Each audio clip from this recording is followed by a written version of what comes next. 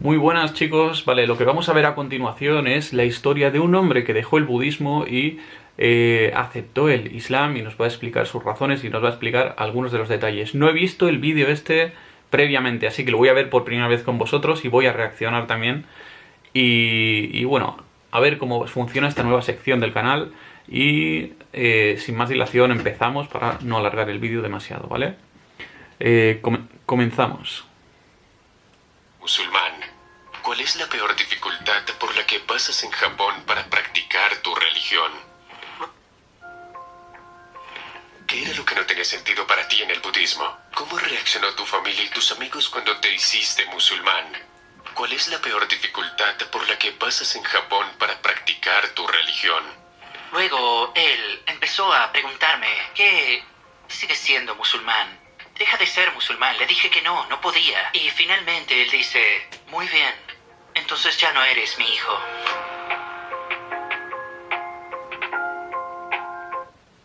Tremendo, ¿eh? Cuando le dice a sus padres, soy musulmán, le dicen, tú ya no eres mi hijo.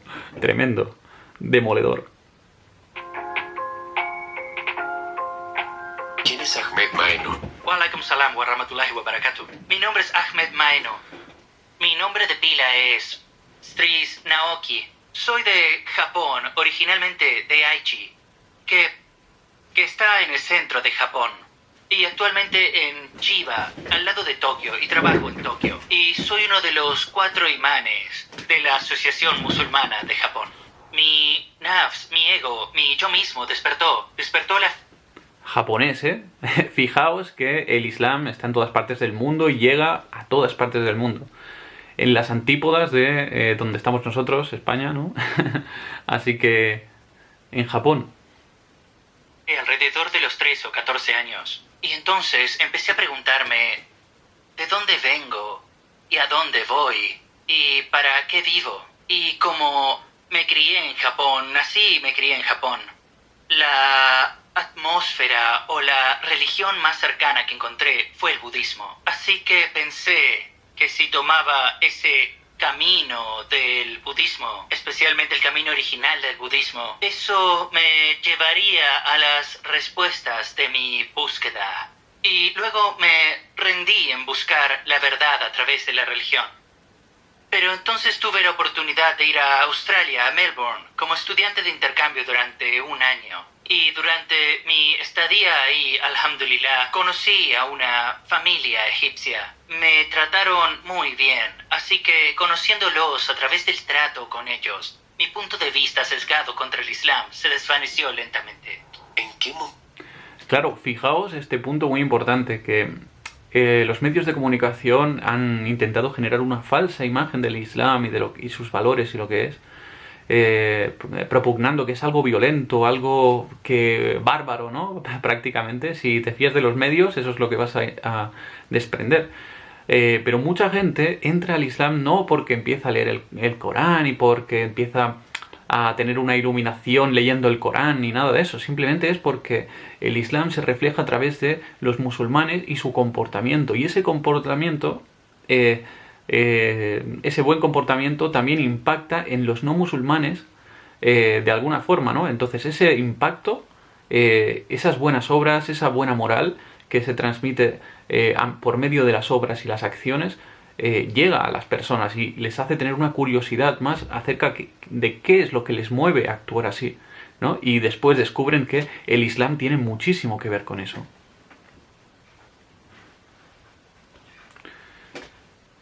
Ay.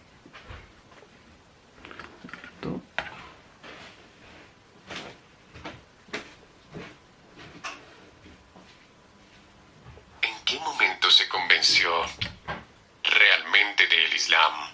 Después de tener la convicción de que el Islam era lo que siempre estuve buscando, todavía tenía miedo y ansiedad hacia mi futuro, porque yo era uno de ellos, uno de los que miran el Islam desde un punto de vista sesgado, en contra, y sabía que si daba el paso final a través de esa línea para convertirme y entrar en el mundo del Islam y los musulmanes, ¿cómo sería visto en la sociedad japonesa, en mi propia sociedad?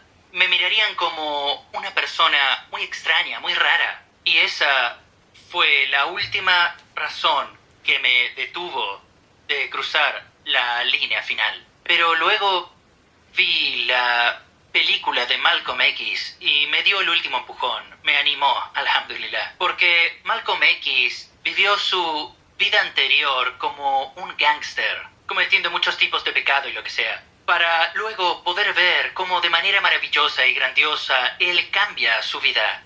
Él cambió su vida como un santo, una persona muy recta. Y también ver la escena de El Hajj, cuando hizo la peregrinación. Muy importante, hay mucha gente que para la que Malcolm X ha sido una inspiración, ¿eh? Y sobre todo porque antes llevaba una vida completamente distinta, y cuando encontró el Islam y vio la paz y después viajó a Meca, dijo esa frase tan célebre, ¿no? De que allí es donde vio realmente igualdad, porque vio gente de todas las lenguas, de todos los colores, de todas las nacionalidades, orando juntos como iguales, vestidos iguales. Entonces fue la única vez en su vida que vio la verdadera igualdad entre seres humanos, la verdadera hermandad entre la humanidad fue en el Hajj, ahí en la peregrinación en Meca, ¿no? Alhamdulillah. A la Meca, que lo dejó asombrado. Mucha gente se reúne en muchos lugares para ver el fútbol, para bailar o en conciertos, con el propósito de divertirse. Pero la gente aquí, reunirse aquí, tantas personas se están reuniendo para adorar un Dios. ¿Existe otra alabanza como esta alabanza? Diría que no. Entonces, por fin, entendí. Convertirse en musulmán no significa que tengas que ser una persona tímida.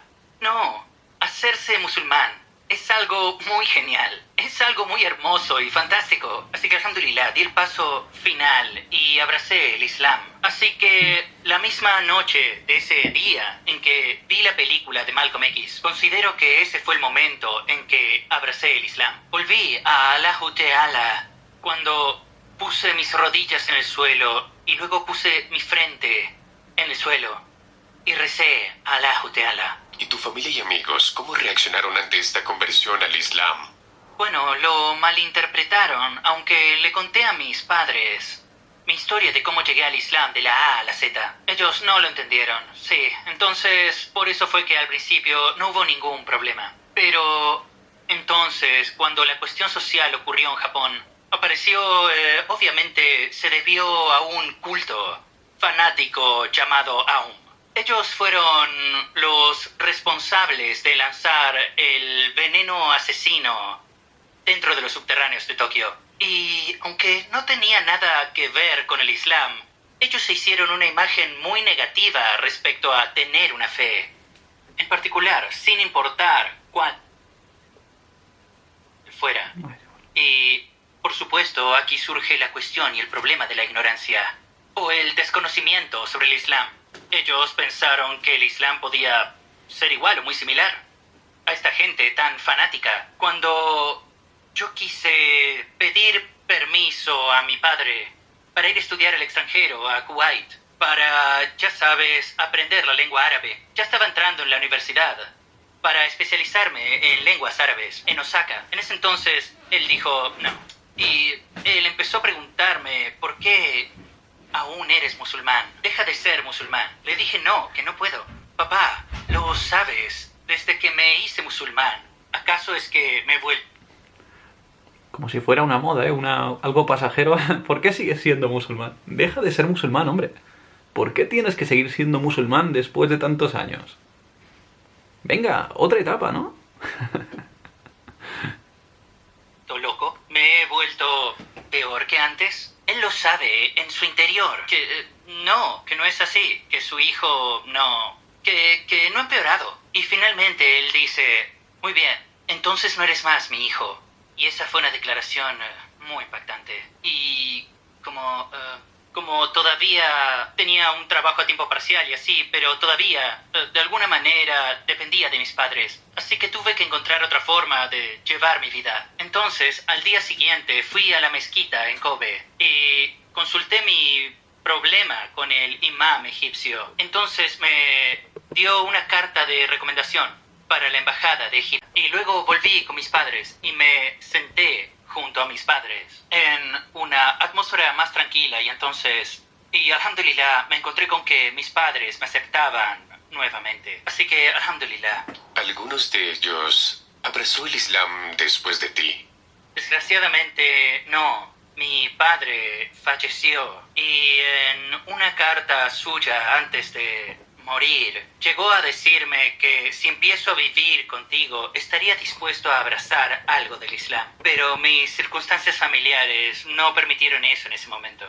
Entonces, ¿qué era lo que no tenía sentido para ti en el budismo? ¿Qué era lo que no encontrabas en el budismo? Una de esas cosas es la reencarnación. La reencarnación es una idea que proviene de la India. Y como sabes, el budismo es el sucesor del hinduismo. Incluso el propio Buda fue considerado un revolucionario del hinduismo, porque la reencarnación es la muestra de que tienes un espíritu, tienes el alma. Vale, perdonaron la interrupción, que me han llamado y tal, pero bueno, cosas del diferido en directo. Y permanece en este mundo a través de muchas formas, dependiendo de tus obras, dependiendo de lo que hagas. Así que en tu vida anterior podrías haber sido animal o insecto o lo que sea. Así que según tus obras en esta vida, puedes haber sido diferentes criaturas. Puedes ser un humano o puedes ser criaturas diferentes después de esta vida. Y así, al menos que alcances el nirvana, a menos que alcances la comprensión de todo el universo y entonces salgas de todo el círculo de la reencarnación, continuarás así. Así es como funciona la idea de la reencarnación. Así que la pregunta es, entonces, ¿el número de gente debería variar de vez en cuando? Si dices que el alma eres tú, que sigues viviendo, sigues renaciendo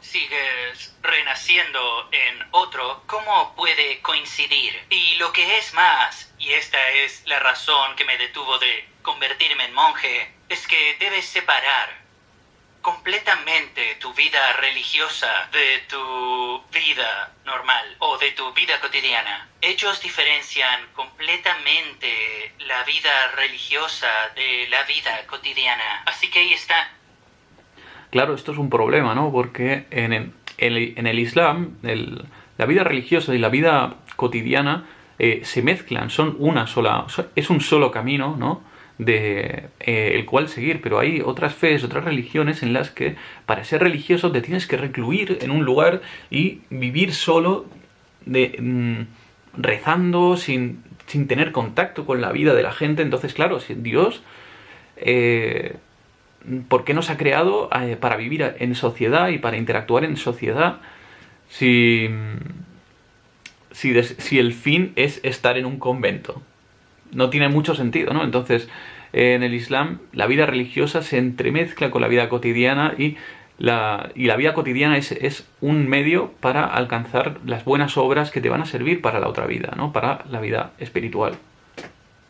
Las contradicciones. Si alguien en Japón quiere buscar sobre el Islam y escribe algunas preguntas sobre el Islam en Google, ¿qué obtendría? Bueno, hay mucho.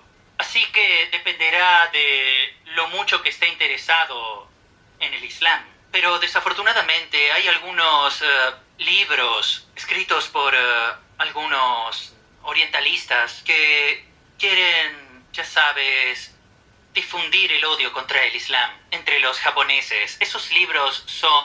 Esto pasa en todo el mundo, en España también hay libros, hay traducciones, falsas traducciones del Corán, que son tendenciosas y maliciosas, ¿vale? Con palabras elegidas precisamente para desviar a la gente y apartarlos del camino del Islam. Entonces, mucho cuidado con esas traducciones a las que muchos islamófobos se acogen para justificar su odio al Islam, ¿vale? Mucho cuidado con eso. Pasa en España y pasa en Japón. Como bestsellers estos días, desafortunadamente. Así que puede que sean lo primero que encuentren, supongo. ¿Cuál es la peor dificultad por la que pasas en Japón para practicar tu religión y vivir tu vida como musulmán? ¿En la actualidad? Sí, en general. Bueno, diría la falta de manos que ayuden. Porque Porque, alhamdulillah, tengo 5 hijos. Pero, ya sabes, no tenemos... Mi familia está formada por 7, incluyéndome a mí. Los únicos musulmanes entre mis familiares y parientes. Y ese también es el caso de mi esposa. Así que no tenemos familia. Manos familiares que se ocupen de... Comunidad. Sí, incluso la comunidad. Estoy viviendo en un lugar llamado Kioto, en Chiba, donde comparativamente viven muchos musulmanes. Pero a mis ojos, los musulmanes se reúnen a las horas de las oraciones. Pero en sus vidas privadas no veo ningún vínculo o... ¿sabes? No encuentras compañía. No. En tu vida diaria con los demás musulmanes, ¿cuál es el mejor atributo del profeta Watu al-Salatu al-Salam que más te impresionó? Su misericordia, especialmente en la ocasión en la que volvía del Taif, intentando llamar a la gente del Taif, pero le fueron arrojadas piedras y actos en contra. Entonces, cuando le fue ofrecido por el ángel, ya sabes, aplastarlos, lo que dijo, Subhanallah, por favor no. Quizás haya generaciones después de ellos que crean en un solo Dios. Subhanallah. ¿Por qué elegiste convertirte en imán? Porque nadie lo hace. Hay, subhanallah, muy pocos incluso permanecen musulmanes. Hay mucha gente que pronuncia la shahada, pero Allah sabe, Dios sabe cómo se vuelven después de la shahada, porque no hay ningún sistema establecido para ocuparse de ellos después de que se caigan. No hay nadie. Y ellos, especialmente los que vienen de fuera de Japón, aquellos que están entusiasmados por las actividades dawa, llaman a la gente y cuando encuentran gente dando la shahada, ya van tras otros objetivos, sin ocuparse de los nuevos. Bueno, cuando todavía era lo suficientemente joven después de convertirme en musulmán, había muy pocos graduados en estudios islámicos de entre mis mayores. Y bueno, creo que esa era una de las razones por las que me sentía distante de las actividades. Sabes, yo no vivía en Tokio y muchas de ellas eran en Tokio. Muy pocas de sus actividades me llegaron. Llegaban a gente como yo.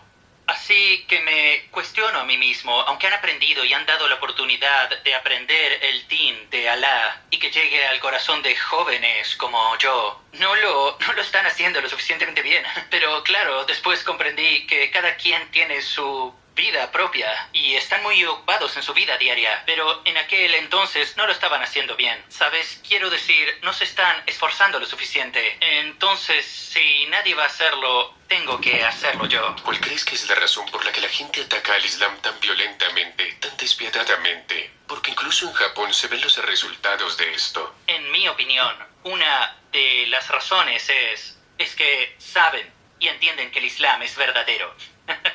Y comprenden enseguida en su interior que después de reconocer al Islam como una verdad, ellos saben que tienen que aceptarlo, pero si lo aceptan, será una carga para ellos. Así que actúan con odio y contra él, porque ya sabes, sin las enseñanzas y la educación del Islam, nuestro nafs se vuelve muy gordo y muy enorme y poderoso contra nosotros. ¿Hay algo que quieras añadir? Oh, por favor.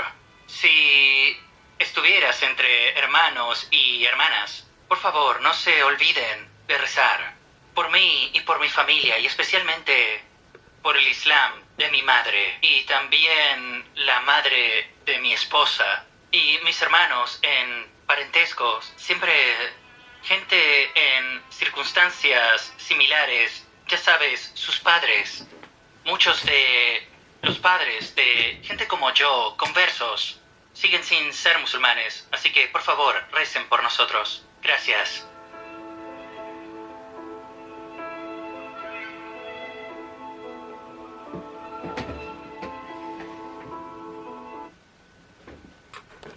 Qué bueno, pues hemos visto la historia de un hombre, un japonés, ¿no? Que era budista, pero empezó a ver que habían inconsistencias en esa creencia del budismo, principalmente porque la vida religiosa y la vida cotidiana iban separadas y eran incompatibles, ¿no? también no le cuadraban temas relacionados con la reencarnación, ¿no? Con la reencarnación, cosas que ha explicado.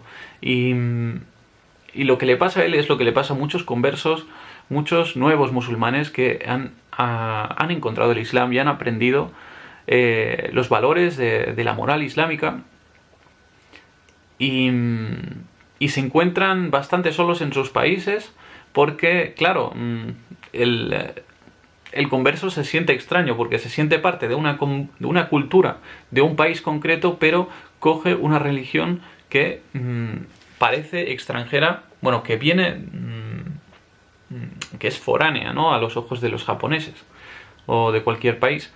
Y bueno, la verdad es que es una bonita historia, me ha gustado mucho. Vale, no me voy a extender más el vídeo, que creo que ya está durando demasiado. Y si os ha gustado, pues darle like, suscribiros y volveremos con más vídeos y seguiremos comentando más cositas. No olvidéis tampoco escribirme al email. Si eres un nuevo musulmán, escríbeme al email, escríbeme tu historia que yo la leeré para vosotros, ¿vale? Assalamu alaikum, que vaya súper bien y gracias por el